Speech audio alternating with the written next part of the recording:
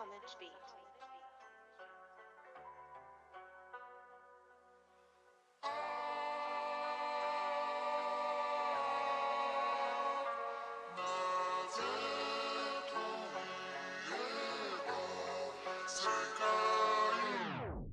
So if you follow the channel for any length of time, you know we have a heavy focus on zine making, on printing our own work and putting it out there into people's hands.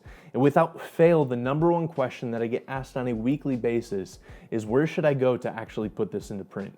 I get questions about blurb and issue and these online print on demand services, and although there's nothing wrong with the products that they put out, they actually put out some pretty high quality products depending on the paper and the printing choices that you choose. But the one issue with them is they get quite costly pretty quick. The price on them skyrockets as soon as you start changing different paper products and different choices in there, to where I hear from people that are printing in that community, it gets to be about $15 a copy when you put it out there. So the number one problem and the number one complaint that I hear from people printing through Blurb is, in order for them to make a profit, they have to really jack up the prices on their stuff. For a little trade book, I think it's about $15 to go into print, so they have to sell it for about $30 to make a decent profit. On their actual bound booking and their lay flat books or anything like that, it starts to get closer to $60 or $70 that they have to charge their customers in order for them to get that work out in the hands. And when you have somebody that's selling a zine for about $10 to $15, the competition starts to really kind of creep up there, and they're finding it hard to actually put it out into the public and actually get people to pull the trigger on it versus another zine that they're seeing over here. So I wanted to address this and give some tips and tricks on how to get the best price and where to go to get the best pricing and the best quality of products when actually putting these out into the public. So over the last 2 years, I printed 2 different zines. The first is My Kind of Town. This is a Chicago project that I put together, all shot on film. I printed it through a place called Perrigo Printing here in Grand Rapids. And then last year, 2018, I printed Sketches of Light, which is a pocket-sized, moleskin-inspired notebook kind of zine that has works that I shot on my iPhone and kind of used my iPhone as a sketchbook, that whole concept. But I printed this through a place called Crop Marks Printing. And the reason why I switched between the one and the other, Perrigo did an amazing job. I was very happy with how they printed and followed through on the project with this one. But Perrigo Printing couldn't do these rounded corners. And in doing these rounded corners, I went over to the other shop in town, which I'm going to talk about pretty heavily here in a second, because this is going to be one of my tips when you're getting kind of a custom job done on how you can lower the cost with that. So without further ado, I just want to jump into making a case as to why you should be going through a local print shop. And then after this, after I sell the whys you should, I'm going to talk about how you can go about finding one of these print shops.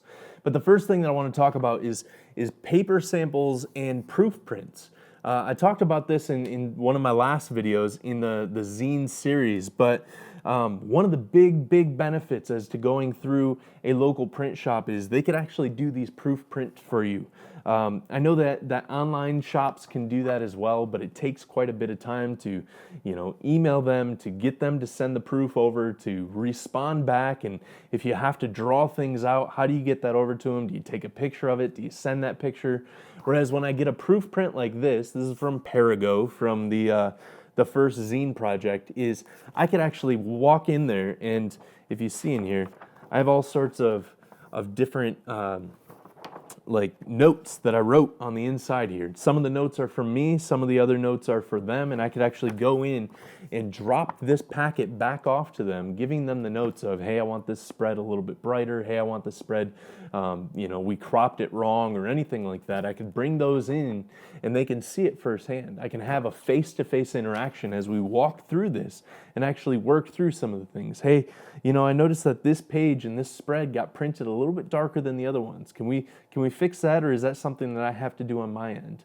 That could be very difficult when trying to do it through Blurb. I'm not trying to cut down Blurb or anything like that, but when people come to me and ask me for the opinion, this is what I'm telling them, is you should be going through a local print shop, because one, you're supporting local business, but then two, they're going to help you to make the best quality product possible. Another thing is with paper samples. One of the things I was able to do with trying to find a good satin paper to print on is they were able to give me 4 different paper samples. They were able to print a spread on each of them, and I was able to see how the ink lays, how the blacks lay, right, and how everything portrays itself to the viewer, and I was able to make the best possible choice of which of the 4 we should go forward with. Then we came up with this, and they made the whole print layout, and then I was able to go through, like I said, and make the notes and bring them back to them. Those are crucial processes within the zine making process to make sure that when I put a zine in your hands, I know what it's looking like. I know how it's going to portray in your hands. I know how it's going to portray in different lighting scenarios, and I have a better informed process that I can bring to you for the final product. Another giant benefit to going through a local print shop is you can print in larger quantities. Each of these zines I printed in initial 100-piece copies, so I had 100 of them ran off the press right off the get-go. That lowered the price down to the 6x9 full black and white, full bleed, satin paper, high quality paper, cost me about $3.75 per copy. That's drastically different than the $15 for a trade back over on Blurb. Or for this guy here that had custom, it's upside down, that had custom corners cut, right? The rounded corners and the smaller size. These came out to about $3.25. They were originally going to run me about $6, but I'm going to cover what I did or what Emily and I did, because I had a lot of help from her, to do to lower the cost. And the print shop was more than willing to work with me in helping to get that cost down. But for each of these, and going with the larger quantity of 100 or more, I was able to drop the price down significantly, making my profit margin when I'm selling it for $15 a piece that much larger. When you're able to make that much more of an income, you can actually fund other projects. I could pay for film, I could pay for the next zine project, I could pay for whatever, that lens that we're looking at, any of those things. It helps when you're able to get the cost down. And I'm going to talk about it here in a second as to, if you're doing the math in your head, $3.75 per piece at 100 pieces, that was $375 out of my pocket initially, but I'm going to talk to you here in a second to help you in lowering that out-of-pocket cost and making it much more feasible. So before we move on, I want to talk about this guy here. So like I said, this was about $3.25 per piece. Originally, it was going to be about $6 to $7. And what we did to help lower the cost was the print shop worked with me in printing off each of the spreads. They gave them to me uncut. And what Emily and I did was that we actually sat one evening at home. We went, grabbed all the spreads, came home, and we actually folded them all. We took like a little bone knife and went through and folded all the different things. We took all the sequences, we put them together ourselves, and kind of had the manual labor side of that go together to where we actually did that process. Then once they were all folded, we put them back in a box, brought them back to the print shop.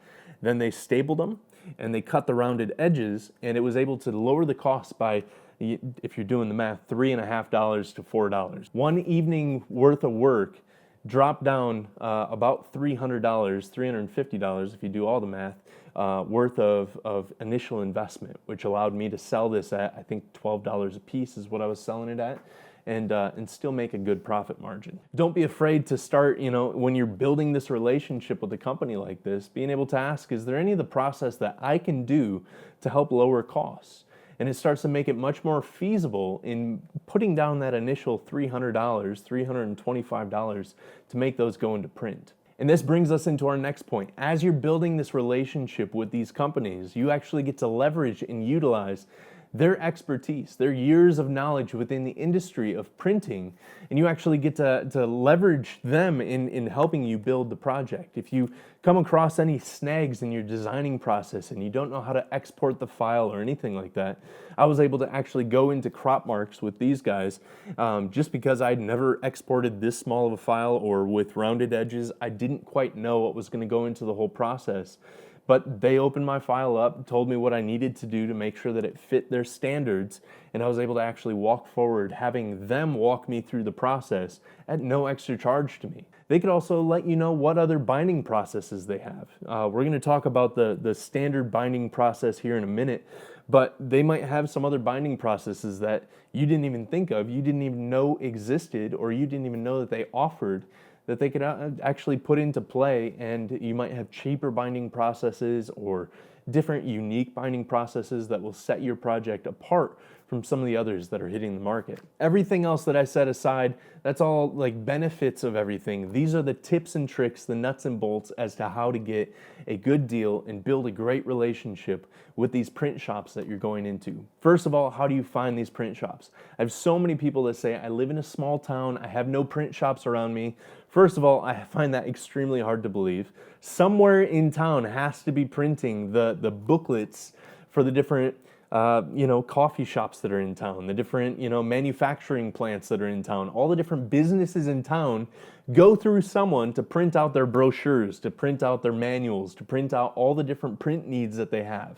I find it very difficult to believe that they're sending it out to online publications everywhere within your city. So there's got to be something somewhere.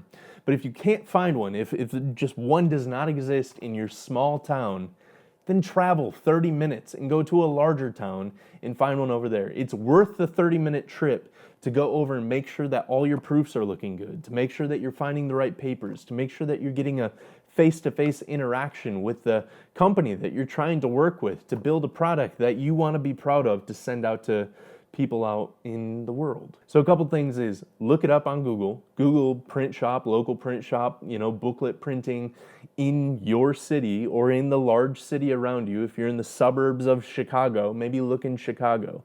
If you're in a place like, here a little ways away, we have a place called Hastings that's outside of Grand Rapids. If somebody in Hastings wanted to print something, they could just look in Grand Rapids. If you can't find anything on that, then reach out to some local businesses.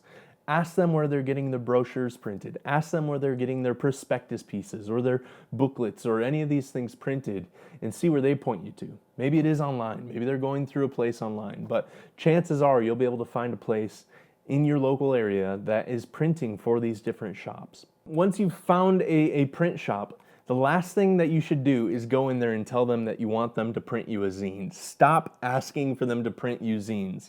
Nobody out there, very few print shops out there, actually know what a zine is. What they know this as is a staple-bound booklet. If you go in and ask for a zine, what they're going to tell you is, we don't normally do those, and they think, well, you're asking for a specialty product, so we're going to charge you a specialty pricing.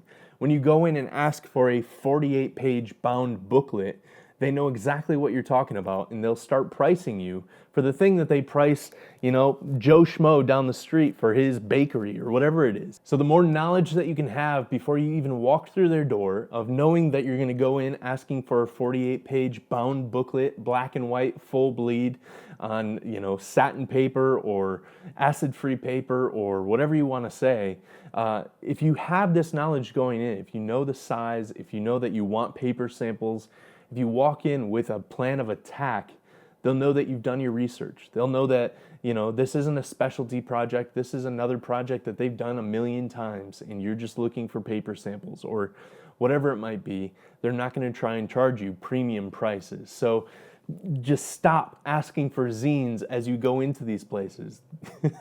It's going to save you so much money in the long run. They don't need to know that it's a zine. They don't even need to know what you're doing with it. You just want to communicate with them what it is that you're looking for, what it is that you're expecting, and the price that you're able to work within. To recap, you want to find a mom and pop shop in town, ask local businesses, ask local realtors, find some way to find who everyone else is going through to make their prints. Have full knowledge before you walk through their door of knowing that you're not asking for a zine, you're asking for a booklet.